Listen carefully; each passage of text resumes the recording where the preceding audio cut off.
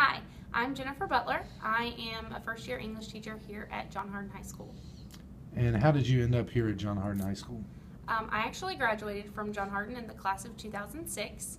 I then went to the University of Louisville, and then I joined Teach for America, which is a program that sends you to failing schools across America. And I taught 2 years in Jacksonville, Florida, and then now I am back. And why did you decide that you wanted to work with high school age students? I don't think that there's a single job that's more exciting and entertaining every single day, because you never know what is going to happen, and that's kind of like the thrill and the exciting part of it. And I also don't think that there's a job where you get to impact so many young people's lives, because I know with kindergarten and elementary school and then middle school, but high school, they're about to go out into the world, and I think that's a beautiful thing. Why did you select English as the subject you wanted to teach? Oh, well, I'm not very good at math or science, so that leaves social studies and English and electives. And although I love history, and I have spent some time in Chicago's inner city schools teaching social studies, English is the thing that I love because I love words. What do you like most about John Hardin High School? Probably the pride that I had as being a Bulldog has been instilled in me, and I would always compare everything to my high school experiences, and to be back and help these students have the same experiences is really nice. Thinking back to when you were in high school, which wasn't too long ago, No. what did you feel like you were required to learn but you don't really use now? Well, let's see. I want to say the ACT, but I want to say it for a specific reason, because everybody puts so much stress on standardized test scores.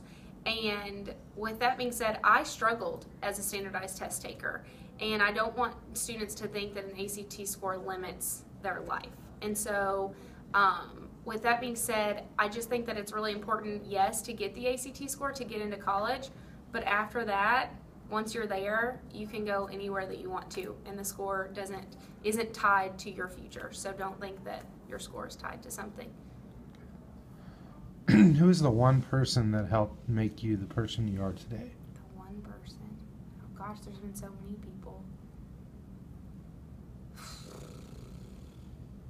Or a group, or your parents? Definitely, of course, my parents. And that's why I was having trouble, because I can't pick just one. And I'd also say my grandparents, just because they're all such a light in my life, and but my parents really, they saw a goal and they were like, you're sticking to this, like, you're going to college, this is what you're doing. And because of that, and because my parents had a goal and believed in me before I could even believe in myself, I think that's really important. If you were the boss here at John Hardin, if you were Miss Gibson, Hey, Lynn. what is the one thing you would change about John Hardin? Oh, I'd make it a requirement to come to all games. Or I would tie like some extra credit to games, or tie something like because we used to have so much pride here at John Hardin with our sporting events, and I remember being absolutely horrible and going 0-10 and 0-11 on the football field, and then going, well, I don't know if we ever went 0-11, so, but don't quote me on that. But the fact that I was here when we actually became good, and to see like the light in every student's eyes being excited about that, I would like to bring that back, because for some reason kids don't show up to the games as much as they used to. And I think that going to high school sporting events is one of those things that that was the thing to do, and I wish that we could have more of that. What is one of your goals for the next 5 years?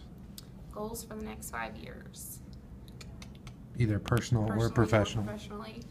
Well, I'm getting married on June 7th, so I hope that goes well. That's a big goal. I hope he shows up. But I would say I really want to get my master's, and I'm kind of torn as to what I want to get my master's in. So I would say deciding on that and sticking with it, and really having a vision for that would be a goal to figure out. If you could be any celebrity, who would you be and why? Oh gosh. Betty White, because she is funny and she has this aura about her that is just she's just so charismatic that people are drawn to her, and she's 92, I think, and she's still laughing and getting around and having a ball. And she doesn't care what people think about her, which is important. She's got moves, doesn't she? Yeah, and she has a sense of humor about everything. So, and she always carries herself with class. I don't ever remember like seeing Betty White do anything completely outrageous. So, at least not yet. She's got time left. If a student learned only one thing in your class all year, what would it be and why?